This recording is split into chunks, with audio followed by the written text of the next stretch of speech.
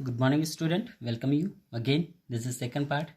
Now, in this topic, we will study about advantages of scientific method management. ठीक है, हम यहाँ पे फ़ायदे देखेंगे कि यदि हम साइंटिफिक मैनेजमेंट करते हैं किसी भी ऑर्गेनाइजेशन में तो उससे फ़ायदे क्या होते हैं. यदि हम साइंटिफिक जो टेक्निक्स है जो यहाँ पे टेलर्स ने सजेस्ट की है ठीक है, तो यदि इन टेक्निक को अपन किसी ऑर्गेनाइजेशन में इम्प्लीमेंट करते हैं तो उससे बेनिफिट क्या है, क्या फ़ायदे मिलते हैं. ठीक है, हालांकि कहीं कहीं वॉयलेशन भी होता है जैसा अभी आपने देखा है. ठीक है, इससे पहले वाले में जो mental revolution piece of wages system में कि जो यूनिट जो एम्प्लॉयज़ काम कर रहे हैं यदि कोई अच्छा काम कर रहा है तो उसको उसके जो स्टैंडर्ड रेट से हाई रेट बढ़ा के दे दिया जाता है, और यदि कुछ काम में लापरवाही बरतते हैं तो उनकी रेट स्टैंडर्ड रेट से कम कर दिया जाता है. यहाँ तो वायलेशन भी होता है किसी किसी प्रिंसिपल का. बट यहाँ पे हम देखेंगे कि इससे फ़ायदे क्या है. देखिए, जो ज़्यादातर यहाँ पे बेनिफिट ही मिलते हैं यदि हम साइंटिफिक जो मैनेजमेंट यदि लागू करते हैं किसी ऑर्गेनाइजेशन में. तो देखेंगे first scientific management bring following the benefits. Okay, it bring different type of benefits. First, improve efficiency of business through simplification and specialization. Okay, it will be improve the efficiency of business and through simplification process and specializations के तौर पे ये अपनी जो efficiency है किसी business का उसको सुधार करता है through different method using like simplification and specialisations. कि हम सिंप्लीफिकेशन करते हैं, आपने पिछले टॉपिक्स में देखे हैं simplification of the work and जो जिस तरह का वर्क करता है उसको यदि वो प्रोवाइड करते हैं. स्पेशलाइजेशन जो हाई एक्सपर्ट होते हैं उनको अपन हायर करते हैं, तो इससे बिजनेस की एफिशिएंसी आउटपुट है वो बढ़ जाता है. Next, helps in reducing cost of production by eliminating all type of wastage. ठीक है, ये इसमें भी मदद करता है कि जो रिड्यूस है कॉस्ट वो कम हो जाती है production by eliminating all type of wastage. जो भी वेस्टेज होता है उसको अपन रिड्यूस हटा सकते हैं, तो इससे क्या होगा, प्रोडक्शन में जो कॉस्ट है वो कम हो सकती है. Due to increase in price firm is enable to capture a bigger share in the market. ठीक है, due to increase in price firm. ठीक है, यहाँ पे जिस तरह से प्राइस जो है फर्म की यदि कैप्चर कर लेती है, डिक्रीज यदि हो रही है और प्राइस जो है फर्म की वो कैप्चर कर लेती तो ए बिगर शेयर इन द मार्केट, तो मार्केट में बहुत बड़ा शेयर इन्वाइट कर सकती है. ठीक है, यदि आप 1000 रुपये पर शेयर मार्केट में सेल कर रहे हैं अपनी कंपनी का तो कोई बहुत कम खरीदी. यदि वही 100 पे आ जाता है तो एक ऑर्डिनरी पीपल भी आपकी कंपनी के शेयर खरीद सकता है. ठीक, next, the mutual understanding and cooperation bring worker and management closer. ठीक है, ये यहाँ पे जो म्यूचुअल अंडरस्टैंडिंग है, जो भी अंडरस्टैंडिंग और कॉपरेशन है, ये तो वर्कर्स और मैनेजमेंट को क्लोज लेके आती है, और ये कंपनी के किसी ऑर्गेनाइजेशन के लिए एक अच्छा पॉइंट्स होता है. ठीक है, एक अच्छी स्टेप्स होती हैं. यदि उनके बीच कॉन्फ्लिक्ट या सस्पेक्ट रहता है तो वो उनके जो इफेक्ट होता है बिजनेस होता है उसको इफेक्ट करती है. Next, more training to improve the skill of worker. और मोर ट्रेनिंग, ठीक है, लगातार ट्रेनिंग करने से, ठीक है, एक पर्टिकुलर जो इंटरवल ऑफ टाइम के according between the time employees and management should be get proper training ताकि उनका स्किल डेवलप होता रहे. And enable this worker to earn more with introduction differential price base system. ठीक है, यहाँ जो है उनका डिफरेंशियल प्राइस बेस सिस्टम भी होना चाहिए ताकि लोगों में एक मोटिवेशंस हो और काम वो इफिशिएंसी से करें, केयरलेसली नहीं करें. ठीक, तो उनको भी एक लालच बन जाता है कि हम अच्छा काम करें तो हमें एक स्टैंडर्ड रेट से हाई पैसा मिलेगा. ठीक है, now modern scientific technique. Next आता है हमारा modern scientific technique.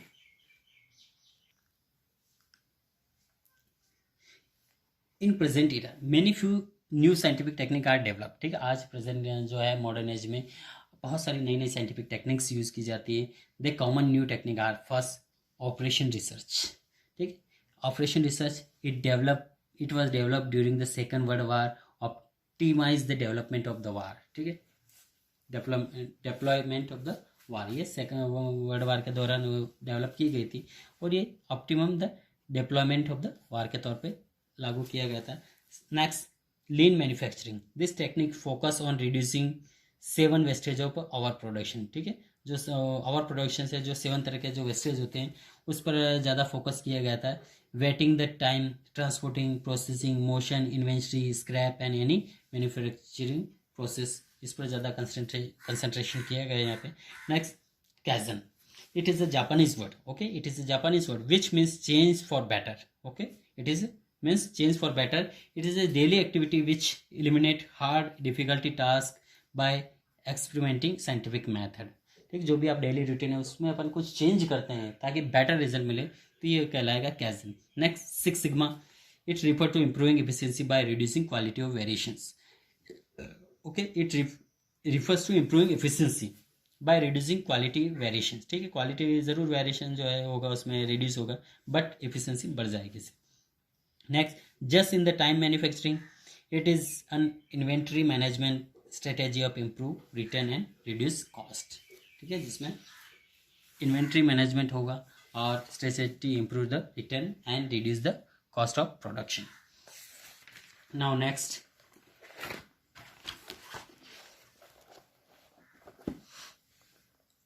Difference between time study and motion study, जैसा कि हम पढ़ चुके हैं इनका इंडिविजुअली, बट यहाँ पे फिर कम जो है डिफरेंस देखेंगे। Meaning, time study is a conduct to find out the standard time for performing task, ठीक है, टाइम स्टडी में वो स्टडी किया जाता है कि जो पर्टिकुलर जो टास्क है, जो भी आपको काम दिया जाता है उसके लिए एग्जैक्ट समय कितना लगेगा, ठीक है, स्टैंडर्ड टाइम क्या होगा, वो तो वो एक दिन में नहीं निकलता, वो काफ़ी दिनों तक प्रोसेस होती है, उसके बाद स्टैंडर्ड टाइम निकाला जाता है, ठीक है। Next, motion study is conduct to find out the total movement of the worker while they are performing the task. Motion study में एक वर्कर के द्वारा जितना भी मूवमेंट उसका पूरा एनालिसिस किया जाता है, स्टडी किया जाता है कि कितनी बार ये झुक रहा है, ठीक है, कोई भी टूल्स उठाने के लिए, इक्विपमेंट उठाने के लिए कितनी बार खड़ा हो रहा है, तो कितना टाइम वेस्ट हो रहा है, तो इसका पूरा मोशन का स्टडी किया जाता है। Next, purpose, the purpose of time study is not find out the standard time. देखिए, जो पर्पज होता है इसका उद्देश्य, time study is not find out the standard time to fix a fair day's work for the workers. The purpose of motion study is to eliminating wasteful and unproductive movement, ठीक है, इसमें ये ध्यान रखा जाता है, ठीक है, इसलिए इसका उद्देश्य होता है कि जो वेस्टफुल और अनप्रोडक्टिव मूवमेंट है उसको हटा दिया जाता है of the worker to increase their efficiency level, ताकि उसका एफिशिएंसी लेवल बढ़ जाता है। यदि वो बार बार बैंड हो रहा है, झुक रहा है इक्विपमेंट उठाने के लिए, तो क्यों नहीं एक बॉक्स स्टूल लगा के रख दिया जाता है, उसको झुकने का नहीं, ठीक है, बार बार झुकेगा नहीं, तो वो वहाँ पे उसकी एनर्जी बच जाएगी और वही वहाँ पे वर्क में लगाएगा।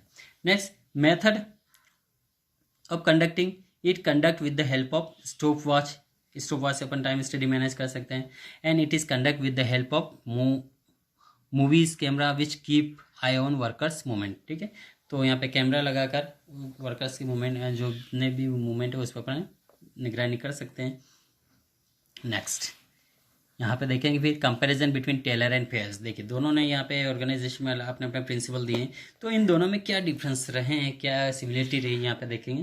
तो the contribution of Taylor and Fayol can be differentiate on the following ground. First, concern, Taylor's technique and principle are concern with workers efficiency. देखिए, टेलर जो है वर्कर की एफिशिएंसी पर ज़्यादा कंसर्न करते हैं, और Fayol's principle are concern with the management efficiency. देखिए, एक वर्कर्स पर कंसंट्रेशन कर रहा है, दूसरा मैनेजमेंट पर कंसंट्रेशन कर रहा है।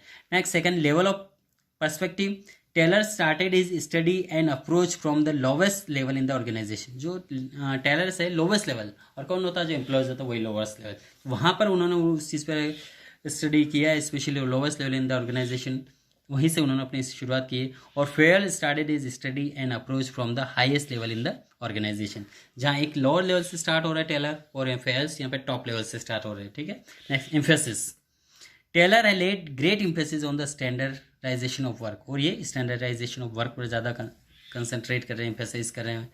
And Fayol's laid great emphasise on the function of managers, कि मैनेजर के फंक्शन क्या है इस पर वो कंसंट्रेशन कर रहे हैं।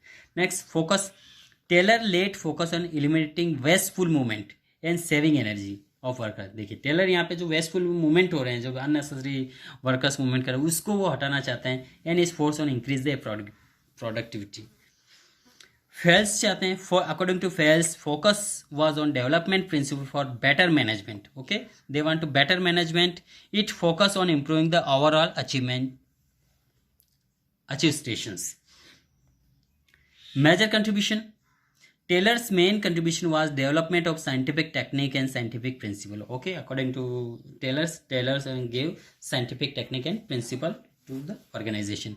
Fayer's main contribution was development of 14 principle of general management. Okay, Fayer's gave 14 principle to the general management to manage the organization.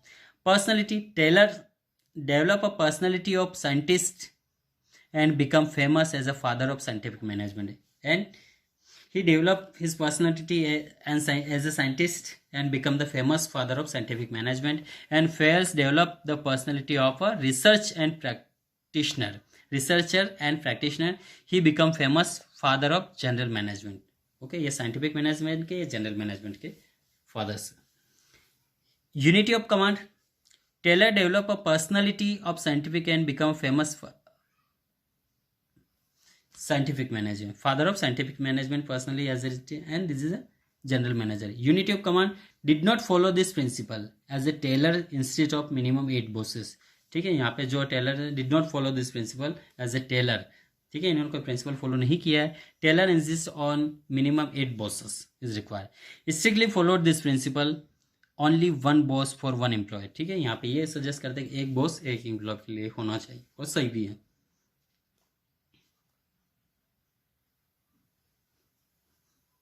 Expression. Taylor's technique express as scientific management. Okay, Taylor का जो technique है वो express as a scientific management. And Fayol's technique are express as a general theory of administration. For जो organisation है, प्रशासन, उनके लिए इन्होंने जनरल थ्योरी प्रोवाइड किया है. Next, applicability. Applicable to specialise situations and applicable for universally. No sorry, okay, this points.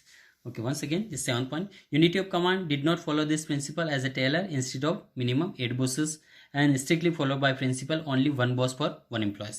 Next, expression. Taylor techniques are expressed as a scientific management, and Fayer's technique are expressed as a general theory of administration. Now, last, applicability for special situation and applicable for universally. Now, relevance of Taylor and Fayol's principle. Similarity between the Taylor.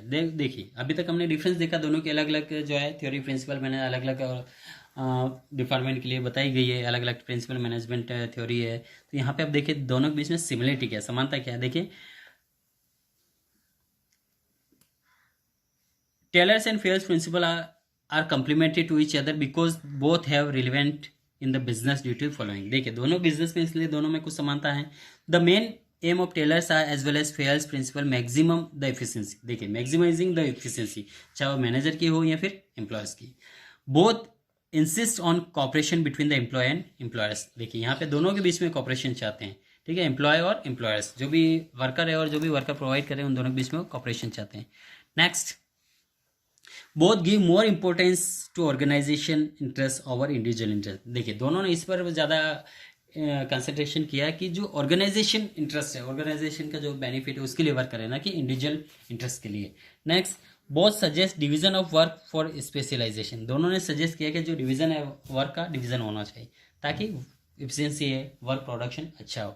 Then last, the principle of both are use as basis for research in the field of management study.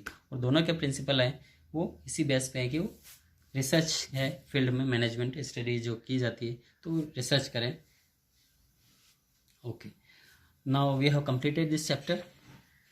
Now quick revision we will continue in next part. Okay, thank you.